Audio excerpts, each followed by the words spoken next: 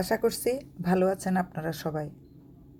আজকের এই ভিডিওতে আপনারা দেখতে পাচ্ছেন কিও গার্ডেনের বাকি অংশ। কিও গার্ডেনটা অনেক বিরাট। আপনারা যদি সকাল 10টায় যান বিকাল 5টা পর্যন্ত অনায়াসে ঘুরতে পারবেন।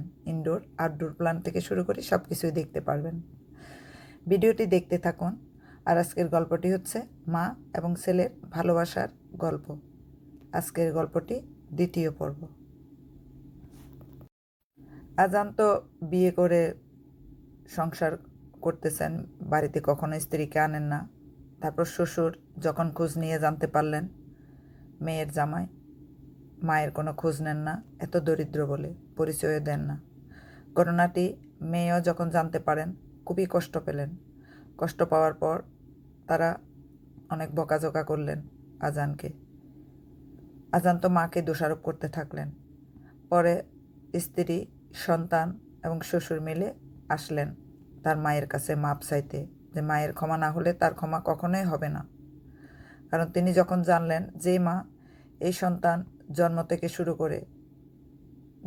থেকে শুরু করে এখনও শুধু ঈদের দিন এবং কোরবানের দিন ছাড়া রোজা রেখেই যাচ্ছেন এই সন্তানের জন্য, আল্লাহ তাকে সন্তান দিয়েছেন বলে। যে সন্তান তার খোঁজখবরও নেয় না, তাকে একবেলা খেতেও দেয় না, শুধু মানুষ থেকে খবর পান তার ছেলে বড় চাকরি করেন, শ্বশুরের বদৌলতে সরকারি কলেজে চাকরি পেয়েছেন, ঘুষ যা দেয়ার শ্বশুরেই দিয়েছেন, আর তার মেয়েকে নিয়ে এখন খুব সুখে আছেন। মা বাবার পরিচয় দেয়নি ছেলেটি, শুধু এটাই বলেছেন চুরি করে বিয়ে করেছেন বলে তার বাবা মেনে নেয়নি, তার মা মেনে নেয়নি, তাই তিনি বাড়িতে যান না, তারাও খোঁজখবর নেন না, সেও নেয় না। এভাবে মিথ্যা কথা বলেই সংসারটা চালিয়ে যাচ্ছিলেন। ঠিক 5 বছর পরে তার বাসায় মাকে নিয়ে গেলেন। মা যেতে চাইলেন না, জোর করে নিয়ে গেলেন। যাওয়ার পর ছেলের বউ, তিনিও চাকরি করেন। ছেলেটি, ছোট বাচ্চাটি, নাতি তার ইংলিশ মিডিয়ামে পড়াশোনা করেন, বাড়িতে কাজের লোক। ছেলে মার দিকে ফিরেও তাকায় না, মার সাথে কথাও বলে না। যখনই দেখা হয় মাকে তাচ্ছিল্যের স্বরে নানা ধরনের খারাপ কথা বলতে থাকেন। সে চায় না তার মা সেখানে থাকুক, কারণ সেই বাড়িতে তার শ্বশুরবাড়ির আত্মীয় স্বজন আসেন, অনেক লোক আসেন। তার মার এই যে সারাদিন ধর্ম নিয়ে পড়ে থাকা, সেটা তার মোটেই পছন্দ না। আর সে তো ঠিকমতো নামাজ কালামও পড়ে না। মা যে সারাদিন কোরআন শরীফ পড়েন, এই যে দিনের পর দিন প্রতিদিন রোজা রাখেন, ভোর রাতে উঠে তিনি কোরআন শরীফ পড়েন, সেটা তার পছন্দ না। ভোর রাতে উঠে নামাজ পড়েন, সেটা তার পছন্দ না, কারণ তার তো সেহরি খেতে হবে রেগুলারলি। তারপর প্রায় 6 মাস মা ওইখানে অনেক কষ্টে থাকতে চাইলেন না, শুধু ছেলের বউয়ের আদরেই তিনি থেকে গিয়েছিলেন। কিন্তু দেখলেন যে ছেলে এত খারাপ ব্যবহার করেন যে যেই বলেন চলে যাও। চলে আসলেন বাড়িতে আসার পর দেখা গেল টাকা তো পাঠান না, কয়েক মাস চাল ডাল কিনে দিয়ে যেতেন, গাড়িতে করে এসে জিনিস কিনে দিয়ে বাড়ির উঠানে রেখে চলে যেতেন। এভাবে চলতেছিল। তারপর তার শ্বশুর শাশুড়ি ঘটনাগুলো আবার জানলেন। জানার পর তার স্ত্রী সেটা মেনে নিলেন না, স্বামীর থেকে আলাদা হয়ে গেলেন। সে তার সন্তানকে নিয়ে বাপের বাড়ি চলে গেলেন। এটাও ছেলেটি দোষারোপ করতে লাগলেন তার মায়ের। বাড়িতে এসে সে যা ইচ্ছা তাই, মাকে খারাপ ভাষায় গালিগালাজ করলেন, বাড়িতে ঢুকলেন না, মার চেহারা দেখতে চাইলেন না এবং বলতে থাকলেন যে পৃথিবীর এত মানুষ চলে যায়, বাবুও চলে গেলেন, তুমি কেন যাও না। মা অনেক কষ্ট পেলেন, কিন্তু অভিশাপ দিলেন না। মা অভিশাপ না দিলে কি হয়েছে? প্রকৃতির বিচার বলে, আল্লাহর বিচার বলে তো একটা বিচার আছেন, একটা কথা আছে, আল্লাহ ছাড় দেন ছেড়ে দেন না। পরবর্তীতে যেটা ঘটল, মা নিজেই এলাকার কয়েকটি ছেলেকে নিয়ে, তার আত্মীয়, তাদেরকে নিয়ে গেলেন তার শ্বশুরবাড়িতে। ছেলের বউকে বুঝিয়ে শুনিয়ে আবার বাসায় ফিরিয়ে নিয়ে আসলেন। ফিরিয়ে রেখে তিনি বললেন যে আমার শহর ভালো লাগে না, গ্রামে আমি ভালো আছি মা।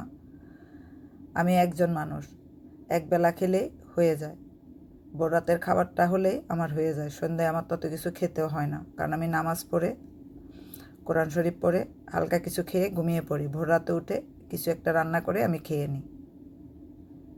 খাবারটা টাটকায় হয়, সেটা আলু সিদ্ধ হোক, ভাতের সাথে আলু সিদ্ধ হোক, বা যে কোনো সবজি সিদ্ধ হোক, হলে আমার হয়ে যায়, বা ডিম সিদ্ধ হোক, মাছ মাংস কখন খায় তার তো ঠিক ঠিকানা নেই। কেউ যদি দেয় বা কেউ যদি দাওয়াত দিয়ে বাড়িতে দিয়ে যায়, সেটাই তার খাওয়া হয়।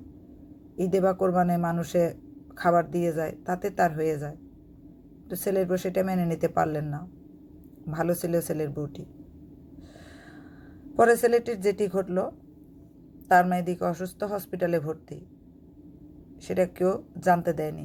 ততদিনে তার যে মামাতো ভাইয়েরা, তারা ভালো চাকরি করে, ভালো পজিশনে আছে, তারাই দেখে তার মাকে। মার যেদিন মৃত্যু হলো, সেদিনে ছেলেটি নিজের গাড়ি চালিয়ে যাচ্ছিলেন কক্সবাজার। মা হসপিটালে, সেটা জানার পরে সে দেখতে যায়নি। কক্সবাজার যাওয়ার পথে অ্যাক্সিডেন্ট হলো সেই গাড়ি এক ট্রাকের সাথে। অ্যাক্সিডেন্ট হওয়ার পর একটি হাত এবং একটি পা হারিয়ে ফেলল। হাতও কেটে ফেলে দিতে হলো, পাও কেটে ফেলে দিতে হলো, আর আছে এক হাত এবং এক পা। মা বেঁচে থাকলে হয়তো এই দিনটা দেখতে চাইতেন না, এবং আল্লাহ ঠিকই বিচার করেছেন মায়ের মৃত্যুর পরে। মাকে আল্লাহ বিচারটা দেখায়নি, কারণ মা যেটা বলেছিলেন, যেটা নিয়ত করেছিলেন, সেটা তার মৃত্যু পর্যন্তই পালন করে গিয়েছিলেন। এবং ছেলে ঈদ উপলক্ষে যাচ্ছিলেন কক্সবাজার। 27 রোজার দিনে মায়ের মৃত্যু হলো, সেদিনে ছেলের অ্যাক্সিডেন্ট হলো। রোজা থাকা অবস্থায় তিনি মারা গেলেন।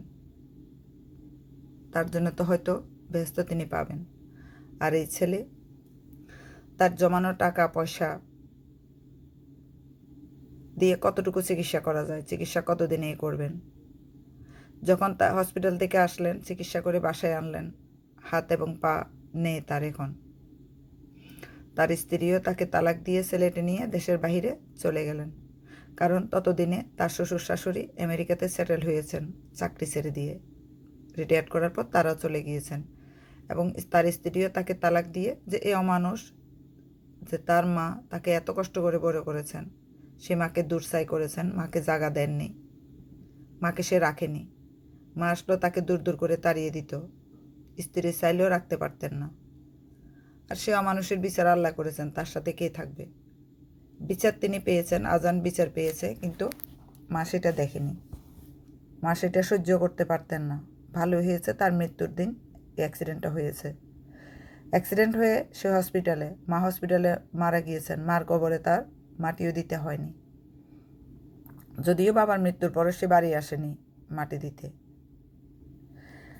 তো যেই মা এত কষ্ট করে সন্তানের জন্ম দিলেন, এত কষ্ট করে সারাটা জীবন, যতদিন তিনি বেঁচে ছিলেন, রোজা রেখে কাটিয়ে দিলেন, সেই সন্তান সে কষ্টটাও মার বুঝলেন না। আল্লাহর কাছে তিনি চেয়েছিলেন, তিনি সন্তান পেয়েছেন, কিন্তু সেই সন্তান মায়ের কষ্টটা বুঝেনি।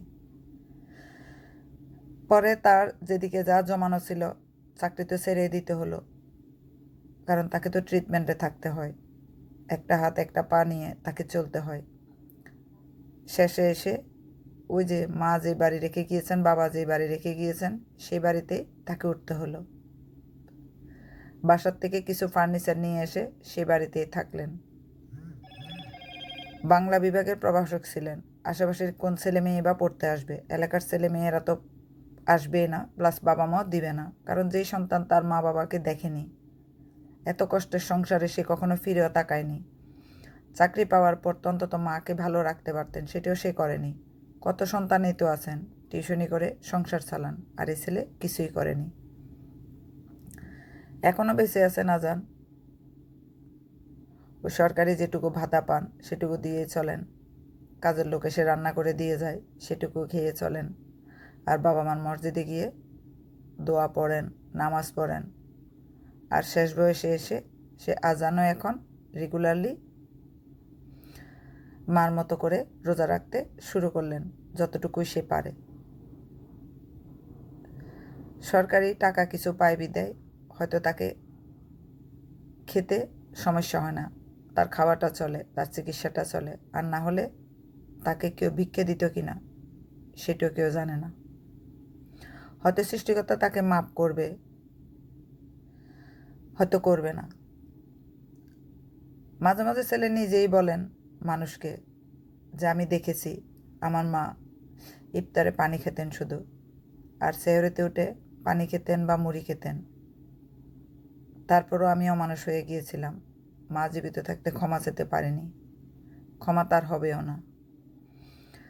যে মহিলা কখনো পুরুষের সামনে যেতেন না, প্রতিটা দিন রোজা রেখে কোরআন পড়ে কাটাতেন, মানুষের দেয়া খাবার খেয়ে বাঁচতেন, মানুষের পুরাতন কাপড় পরে বাঁচতেন, সে মায়ের কষ্ট সেটা শুধু সেই মায় বুঝে, অন্য কেউ বুঝবে না।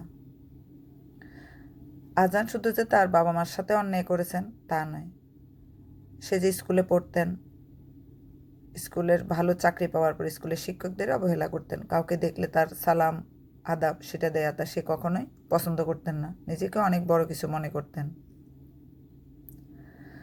অনেক উপরে উঠে যাওয়ার কারণে মনে করতেন যে আর কি হবে, দরকার কি পরিচয় দিয়ে কষ্টের জীবনে ফিরে গিয়ে। অনেকেই বলেন যে জীবন থেকে মানুষ শিক্ষা নেয়, তবে ছেলেটি কী শিক্ষা নিল? সে শুধু মা বাবারই দোষারোপ করতে থাকতেন। 3 বেলা কখনো পেট ভরে খেতে পারেনি, কখনো খেয়েছেন কখনো খাননি। বৃষ্টির দিনে অনেক দিন না খেয়ে থাকতে হতো, মুড়ি খেয়ে কাটাতে হতো, রুটি খেয়ে কাটাতে হতো, মানুষের দেয়া খাবার খেয়ে কাটাতে হতো।